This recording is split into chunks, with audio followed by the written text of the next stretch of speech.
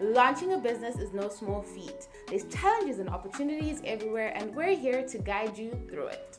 Welcome to Founders Journey, an interview-driven project where we connect you with founders and industry experts, startup founders, CEOs, everyone else in between, so that you can learn the marketing tactics that help them grow.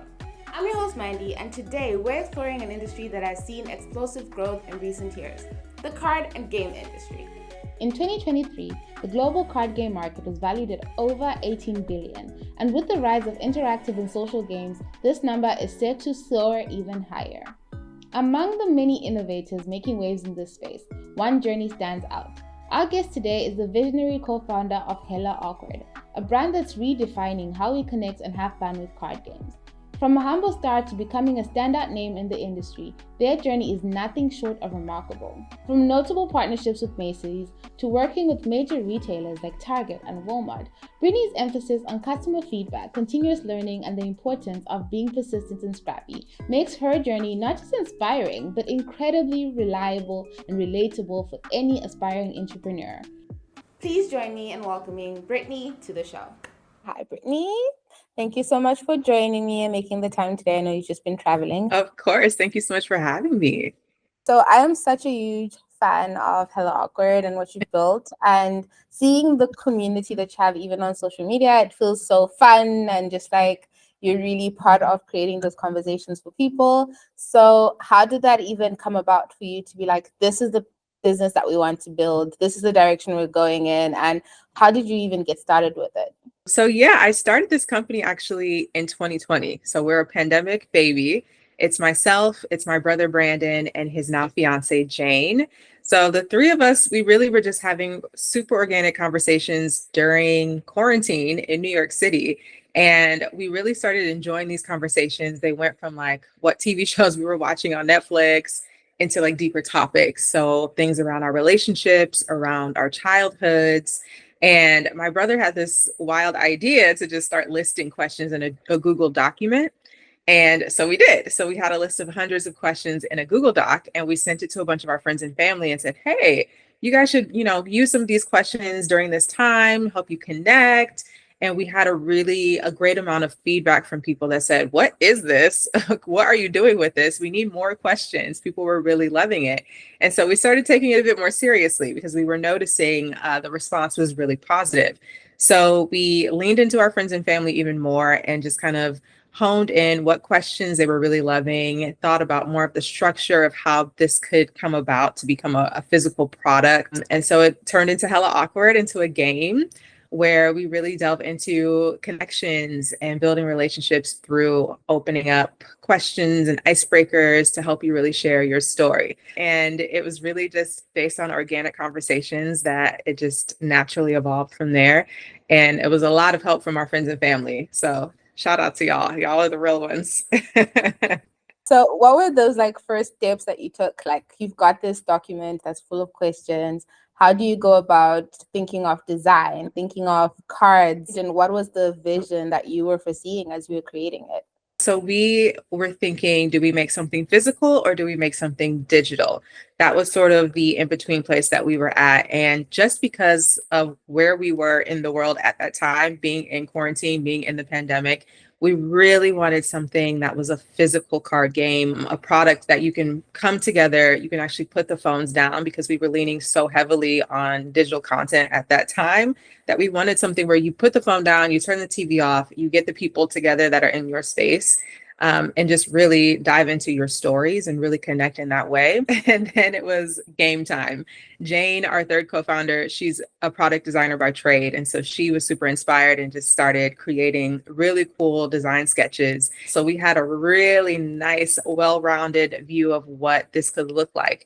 And I started researching like the market and what other games were doing and thinking of pricing and thinking of how we could sell it. And so then we said, okay, we got to make a website. What do people use to make websites?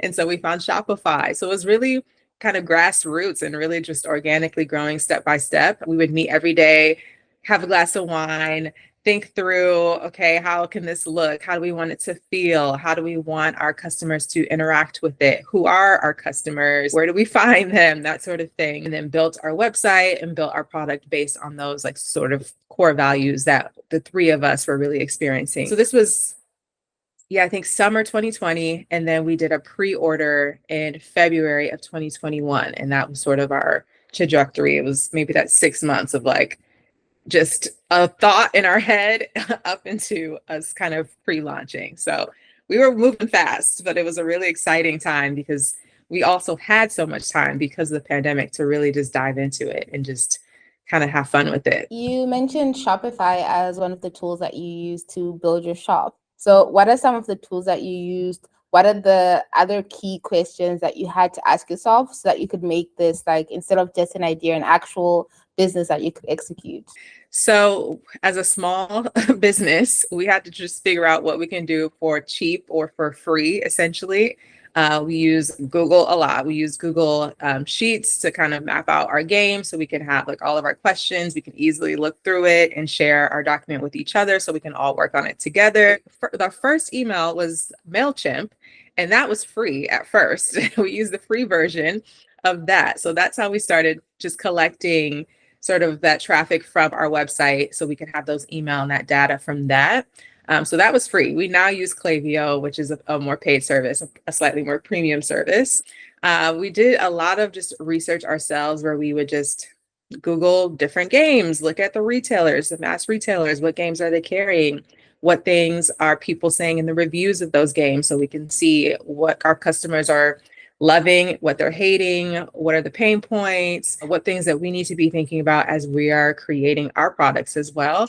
And then just looking at the landscape of PR. So we would do a lot of reading on any special gift guides that included games. What were those games? Because those we knew were going to be our main competitors. And again, we wanted to know everything about them so that when we were creating our product, we knew that we were making something that could compete in that landscape, that could eventually go into retail, which we did, and then could, of course, serve our customer and their needs and be better than whatever else was out there already. We, of course, use social media. That's our main way of connecting with people even still. Then looking up factories in order to make our game. That was me on Alibaba, AliExpress. I was looking up factories all over the world and sending out so many inquiries like, hey, do you make games?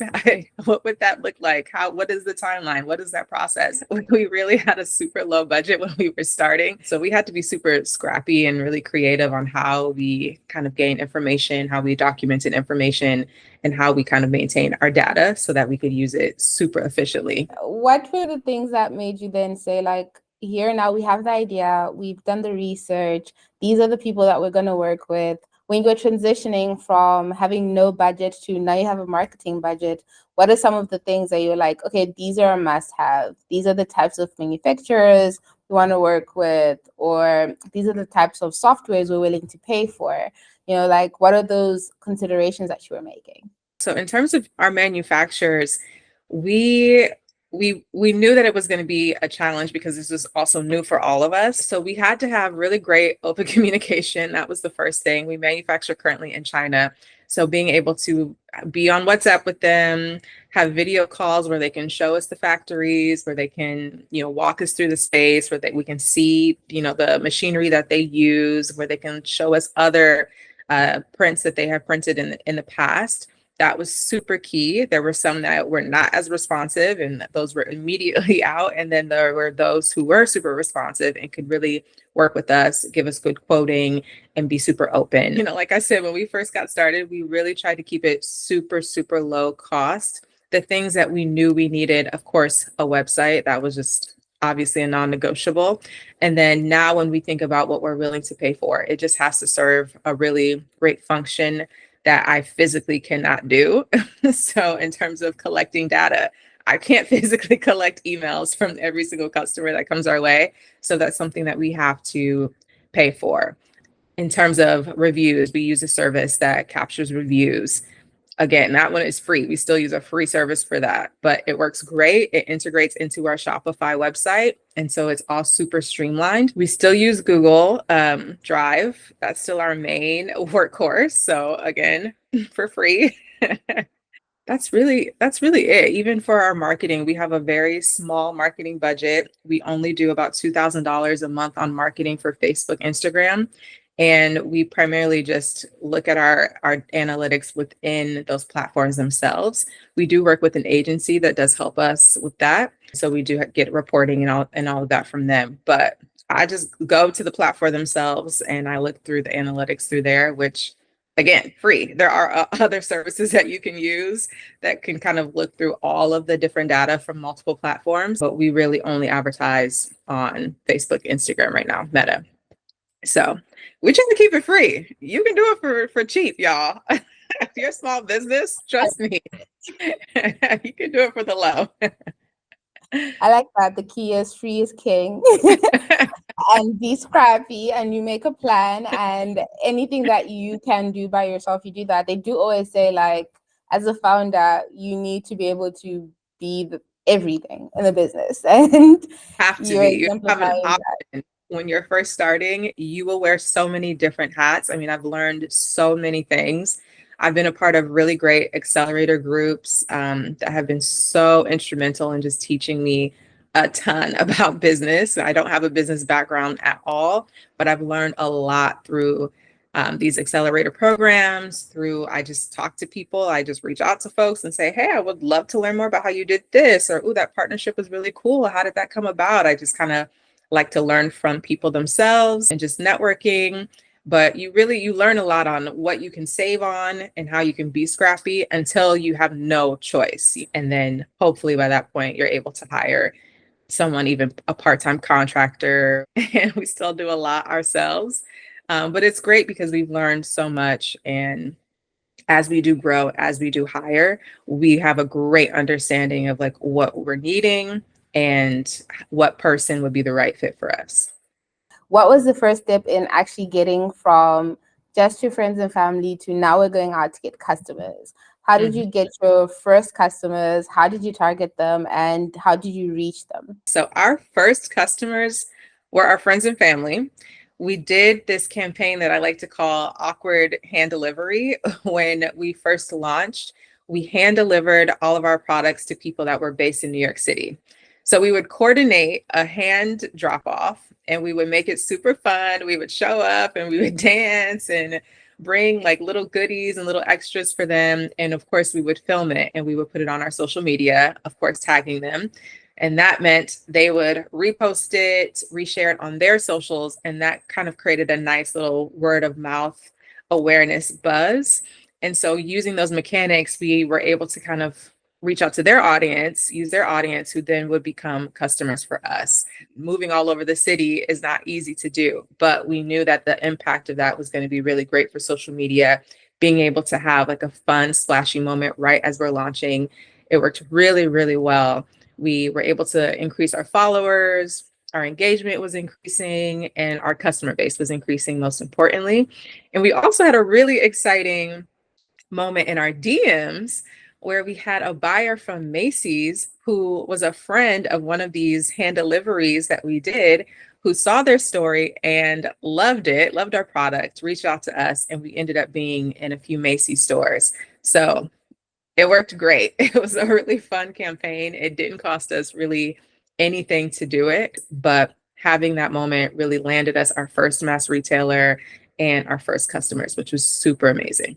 I love that. Like, the key point is invest your time and also tapping into manufacturing virality. Like, how do you make sure that people are sharing organically and reaching their audiences, which reaches a wider audience, as opposed to trying to figure it out by yourself, Right. and tapping into the community. So, like, the key here is make friends. Yeah. Yes. Make friends and utilize your friends. That's something that I think we really, from the early stages, just tapped into. Is people were excited about it because we included them so early on in the process. Like, as soon as we had those early list of questions, we were sending it out to our friends. So throughout the process, every step, we would update them and keep them involved. And so they were really a true part of it. And we're excited to be our first customers. And we're excited to share about it on social and excited to tell all of their friends and family. And you cannot discount word of mouth. Word of mouth is major. We still really heavily rely on word of mouth a lot. So that was a really fantastic way to kind of get started and launch with a very small budget. What are some of the marketing tactics that you have found to be the most successful, that have like the clearest investment opportunities that, really show you results? This is something we're still definitely discovering. We have just started doing paid digital marketing. So we work with an agency, and it's great to be able to see really clear, which audience is working well, which asset is working well, which copy is working well. So that's really helpful to kind of have those learnings in place so that we can use that, for our website. I'm able to kind of take those learnings and change some of the copy around on our website, or I can change the copy on our retail website pages. We take a lot of the creatives that we use for our social media organically, and things that work organically, we kind of pull those and we try those and test those out for our paid digital side. So that seems to be a really great way to kind of see what works organically, again, for free, and then take that and put a small budget behind it, and then you can test that out. The other thing I would say is PR. We've been super lucky, and we've been in like over 50 different publications where they have either highlighted Hella Awkward in a gift guide or done a small feature on us. And so that's really great because we can, again, use that as like recognition to build up our trust with our audience. So we can say, as seen on BuzzFeed, as seen on Essence, and that is an instant marker to say, oh, this is a legitimate business, because we're a small brand. Having that trust built in to our website, it's really helpful when people can Google us and they immediately see, oh, they have like a long list of places that have talked about them, that have highlighted them and showcased them. So then people are more likely to purchase or to follow us or be along for that journey, that awkward journey. So those are like the two main things that we have been really finding some good success in, is PR and digital marketing. We really focus our digital marketing dollars on Meta currently. We've kind of dabbled here and there with TikTok. We use TikTok and Instagram primarily as our social channels. Meta is sort of our main digital marketing horse at the moment. How would you, as a small business, advise someone who's starting out, they want to get into these publications, they might not have a budget for a whole agency, but Right. What are some of the tips that you have? Yeah, when we started out, we had no budget. We didn't have an agency. It was really us. Again, I would look at Google and I would just look up the games that were sort of our competitors, and I would see who was writing about those games. And I would look up the writer. And a lot of times in PR, if you're a writer, you oftentimes freelance for a bunch of different publications, or you might work for the parent company and then you work for a slew of publications under that parent company. So the chances are, if you can really find 1, 2, 3 writers that really love your product, that you can reach out to, send them your game or send them your product, and just continue to follow up with them, then they would likely include you in maybe a slew of publications that they're working on. I always say to reach out via DM, LinkedIn, try different email combinations. That's what I did. And I was able to get placement in Essence. I was able to get his placement in BuzzFeed. And that was within months of us launching, just because I was trying to follow up with people.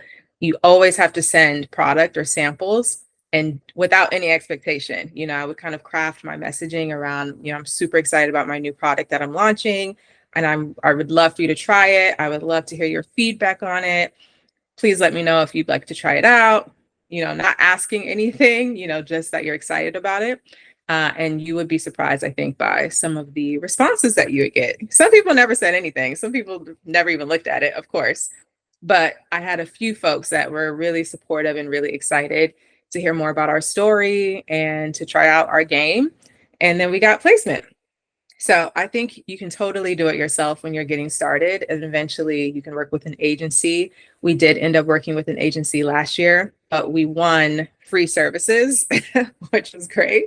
So also keeping an eye out for any grants or accelerators or programs, even if you're not ready to have the budget for an agency now, kind of keep an eye out on who are the agencies that you would like to work with eventually, and just send them DMs, send the DMs to the people who are the account managers or the performance marketing managers. Just kind of be in touch, be in the mix, because you never know what could happen.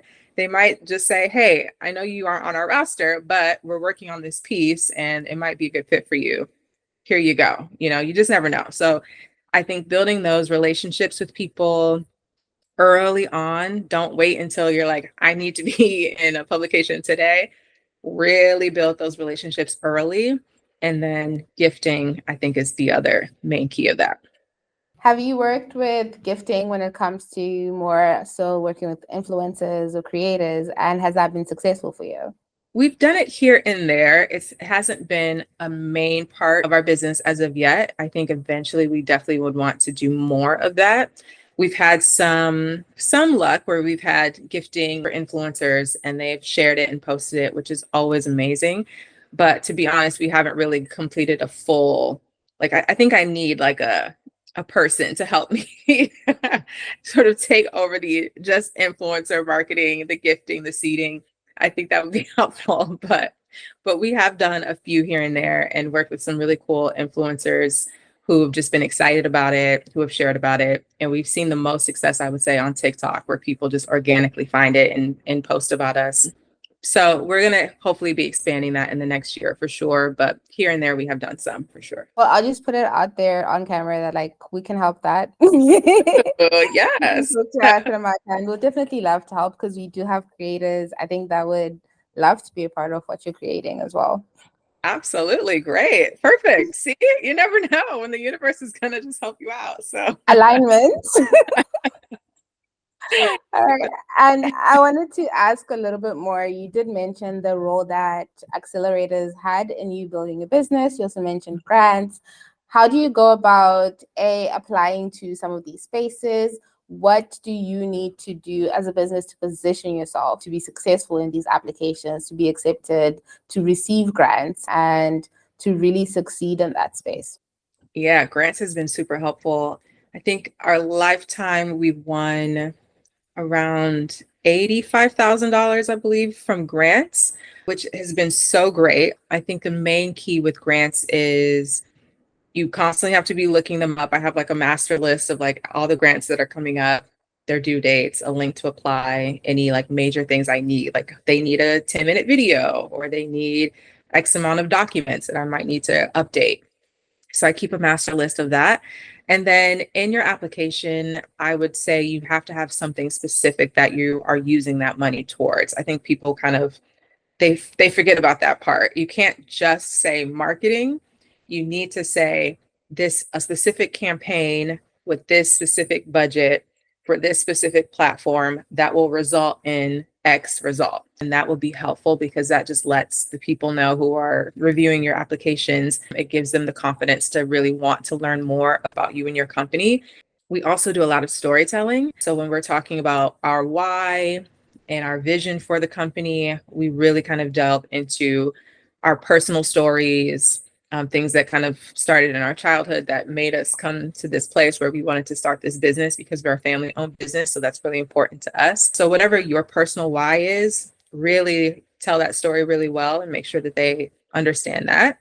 And then most grants these days, they do require video. So just have a really nice, clean video, be fun, smile, show your personality, try to, I think sometimes people get afraid on camera.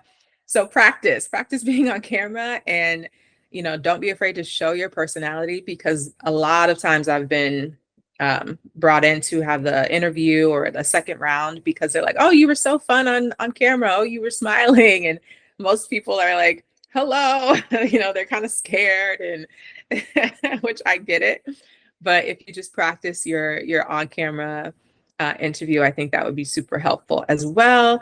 Sometimes you have to do a little bit of, I will say, kind of networking, pre-networking. I always kind of look at who are the judges or who's the organization involved with the grant. And I'll look on LinkedIn to see if I have any connecting points to any of these people and then reach out to any of those connecting points to say, oh, hey, I'm applying for this grant. Any chance you can connect me with so-and-so, just to let them know I'm applying.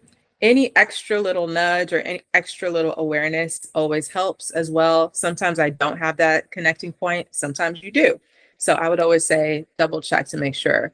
I love all the tips you shared. I think a lot of people feel lost when people say just network, right? But you really delved in a lot today in what that actually looks like, right? That looks like researching, that looks like knowing what you're asking for, because sometimes you might message someone, but you don't have an ask, you don't really have an idea. And also mentioning that when you are applying to grants, and I think I made this mistake early on where I was just like, oh, I have this 10-year plan and I'm going to do this and do this and do this. But you need to be very results oriented, because each brand that's offering a grant usually has a goal of their own, and you need to align that with, are you going to have impact? Is this for impact? Is this for profit? What matters more in that situation? And really like narrowing in on all of those little things really makes you shine. And you do have like an amazing personality as well.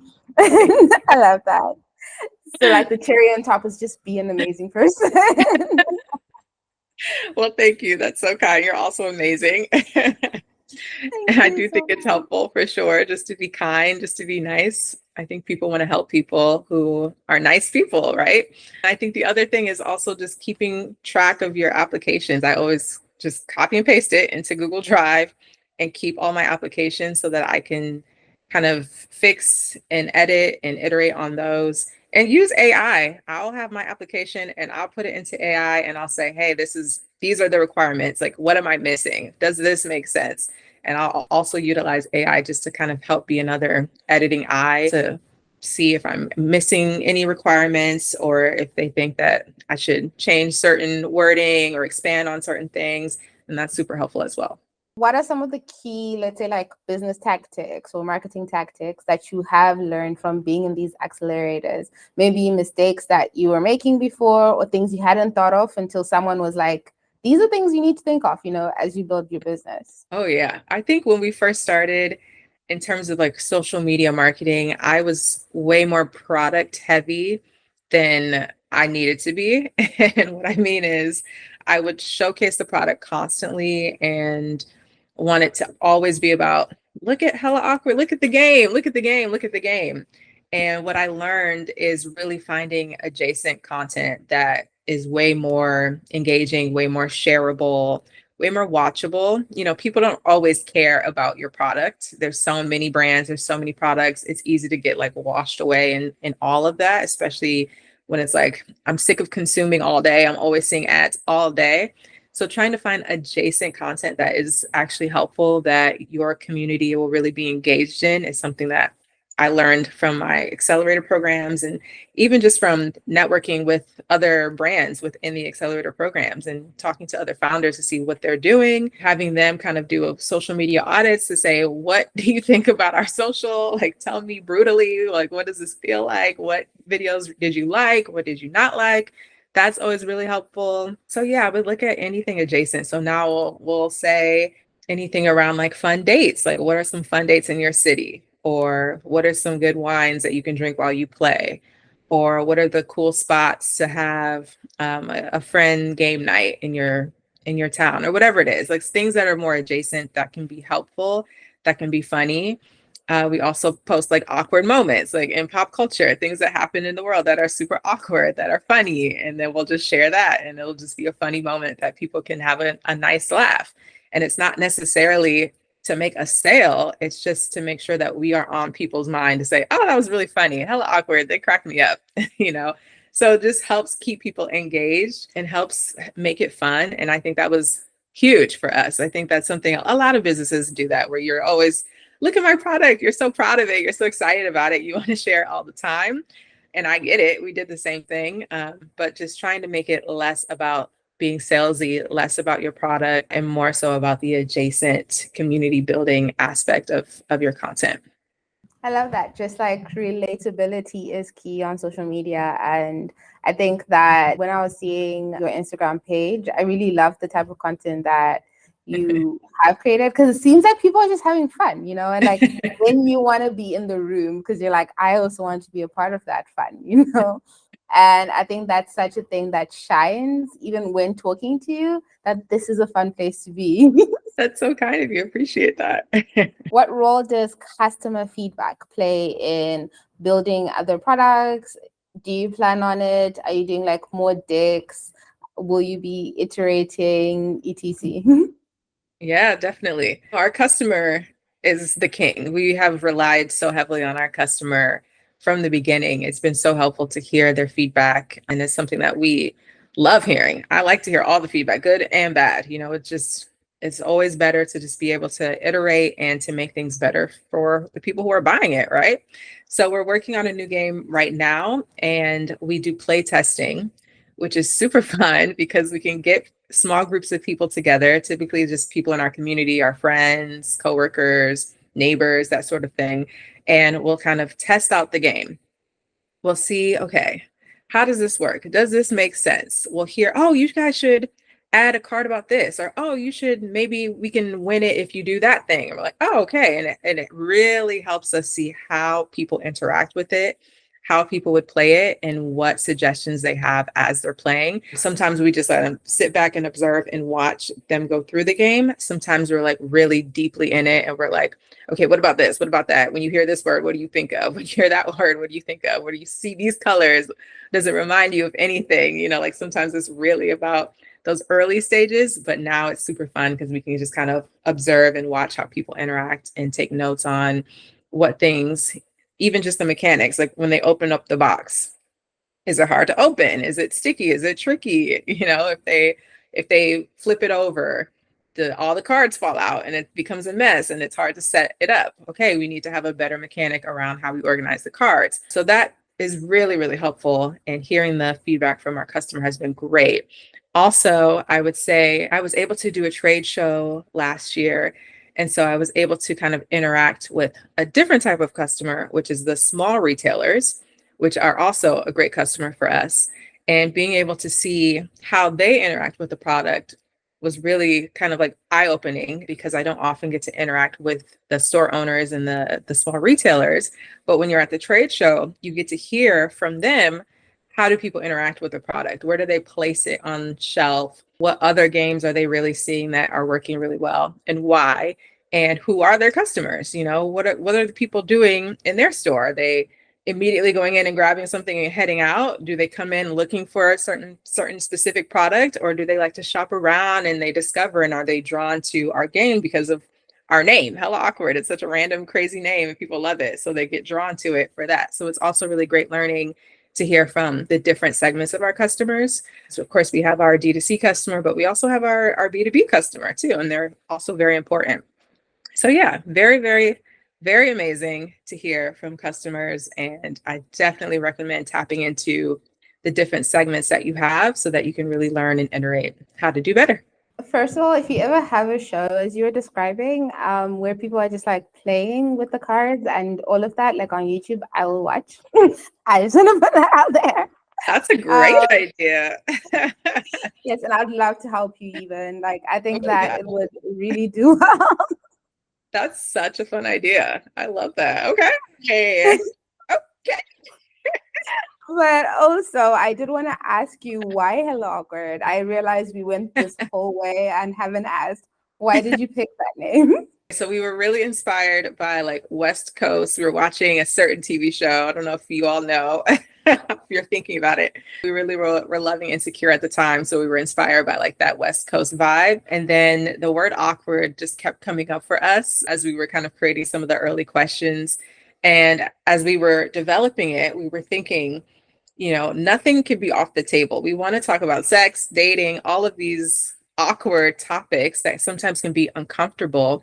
But we think that if we all dive into the awkward and the uncomfortable, then the relationships will just build, the trust will build, the connections will build. And that vulnerability is so important in creating those connections and relationships. So the word awkward just really kept coming up as like a fun way to just really dive into that vulnerability, practice it, love it, enjoy it, even if it is uncomfortable. And then hella was that West Coast flair to be like, we're hella awkward and we're going to get into it. I love that message. And as a fan of like Insecure, I see it. I see the vision.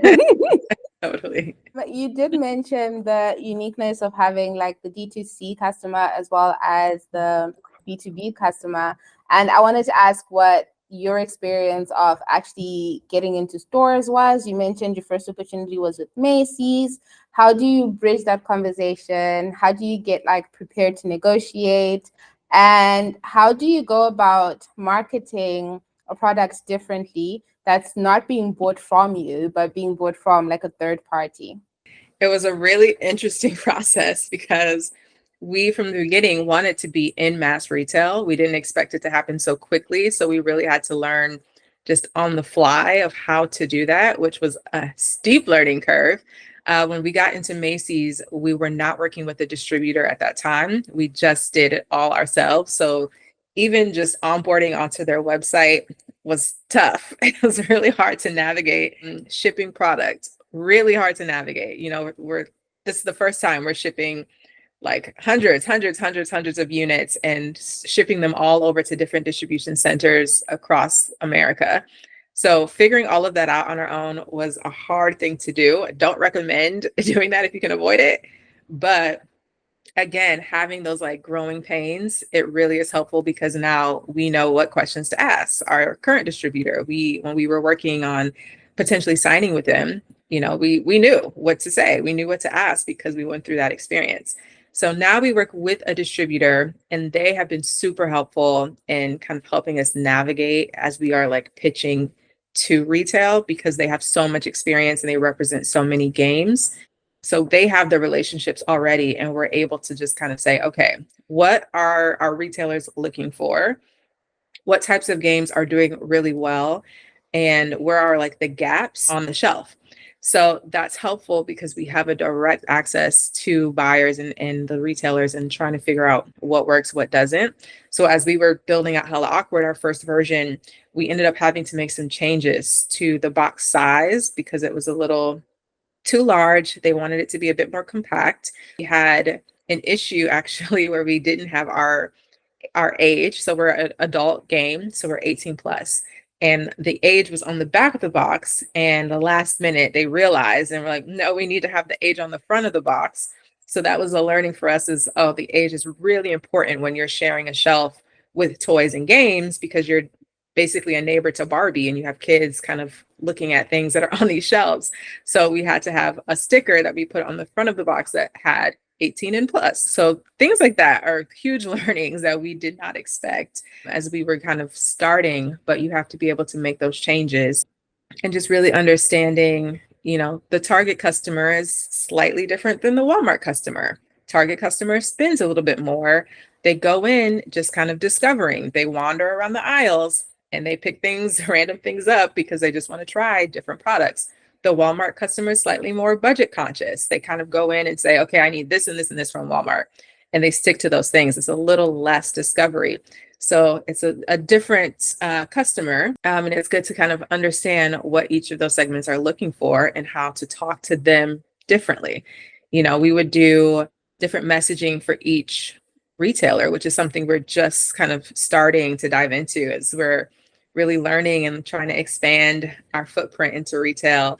So if you all have any tips, put those in the comments also, because I'm always trying to learn more as well. But yeah, it's really just understanding each customer as a separate entity and then really hearing a lot of the feedback from our distributor who has worked with so many different types of games. So it's great to hear their data and their insight and then learning from the buyer of what they're looking for and what like white space there is that we can kind of fill as we're thinking of building out new product. That is really, really great advice. And I'm curious what you go through when building out like the messaging, both for your own customers, whether it be on Instagram or on Facebook, but also when you're doing the messaging for, you can find this at Macy's or you can find this at Target. And are you picking out like particular words that you're targeting? Is it the tone? What sort of considerations are you putting in place? Yeah, we're really like in the midst of figuring all of that out now. We're like doing a lot of experimentation right now.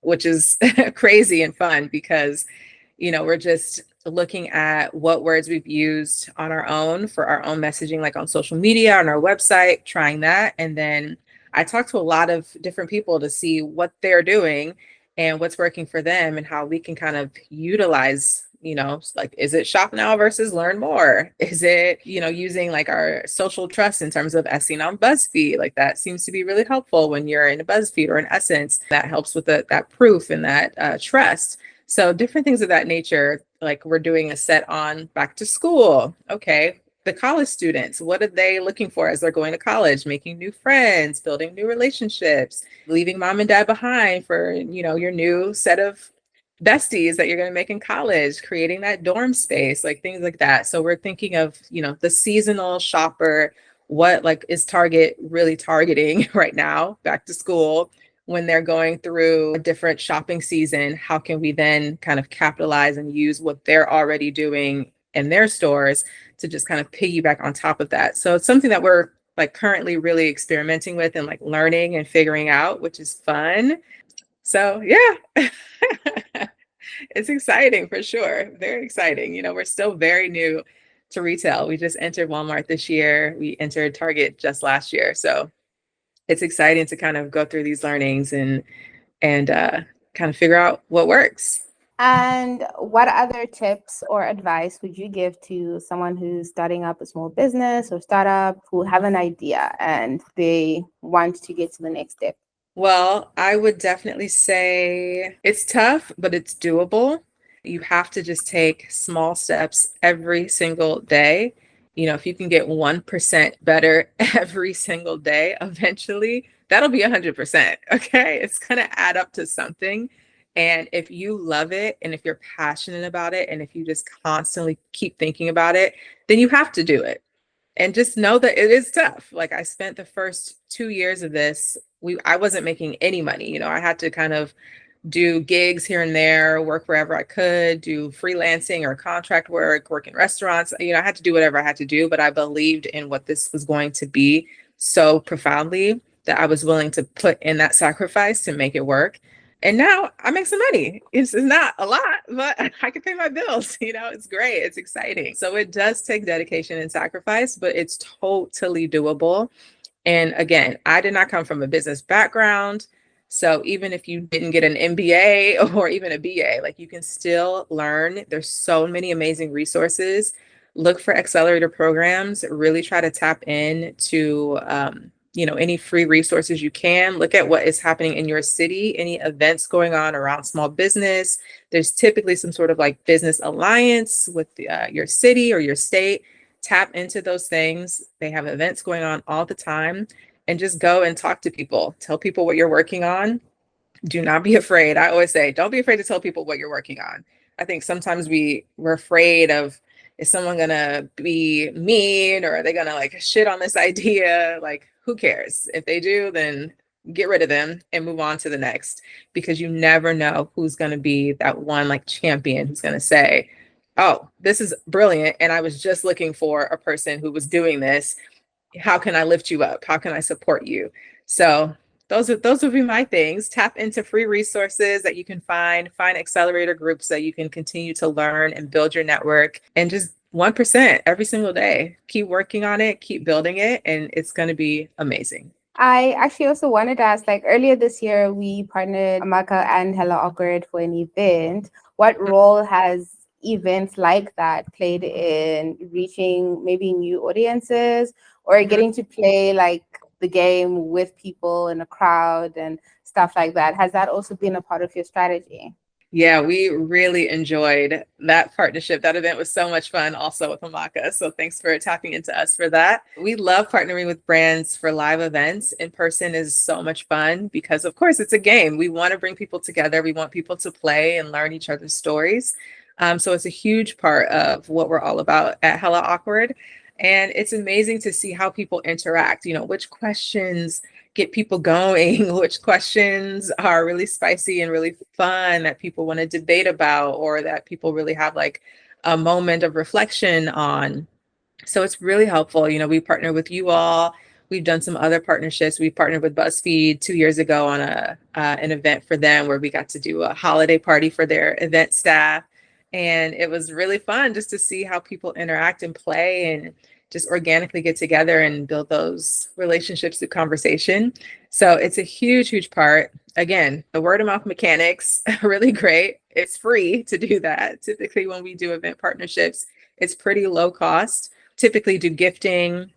So again, if you can do gifting with product, that is always helpful. I'm actually doing an event next week with a hair brand that's also Black woman owned, and she's getting her communities together, and I'm going to be gifting product and using it as an icebreaker to kind of build that relationship in the room, and people can interact with it. And it's super fun because you can tap into different groups of folks. For her, it's hair care. So it's beauty. It's as you're doing your hair, you can kind of get to know your friends. It's such like an intimate space, especially for Black women. So tapping into those different groups and communities is super important. And doing it in person is like chef's kiss. I love that. Do you have anything else that you would like to add? Anywhere where people can find you, or anything you'd like us to also add in the description? Yes, of course. You can definitely find us on hellaawkward.com. We're also on Amazon, TikTok Shop, Target, and Walmart. And then you can find us on social at Hella Awkward Cards. We're everywhere on social. And keep an eye out. We have a brand new game coming out later in the year. We'll be opening up for pre-order on our website coming soon. So keep an eye out for that. It's super fun, all about dating, getting a little more competitive. It's been super fun to play it out and test it out. So yeah, keep an eye out for us there. Thank you so much for making the time today. I really appreciate it. And for bringing your energy and all your tips and advice. I really appreciated it. Of course. Thank you so much for having me. It was a blast. And that's a wrap on another insightful episode of Founder's Journey. We hope you found today's discussion as inspiring and informative as we did.